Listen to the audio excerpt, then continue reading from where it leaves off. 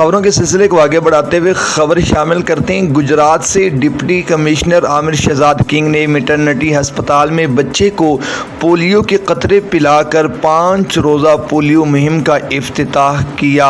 مزید اس پر رپورٹ کر رہے ہیں ہمارے نمائندہ آفتاب احمد راٹھور۔ جی آفتاب، تفصیلات سے آگاہ کیجیے گا۔ جی، گجرات میں 5 روزہ پولیو مہم کا افتتاح کر دیا گیا۔ ڈپٹی کمشنر عامر شہزاد کنگ نے میٹرنٹی ہسپتال میں بچے کو پولیو کے قطرے پلا کر افتتاح کیا۔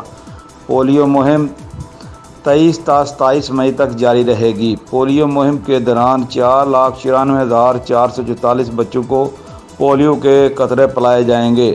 پولیو مہم کو کامیاب بنانے کے لیے 1613 ٹیمیں حصہ لیں گی۔ 122 فکسڈ جبکہ 32 ٹرانزٹ پوائنٹ بنائے جائیں گے۔ آفتاب راٹھور، کارسپونڈنٹ، گجرات۔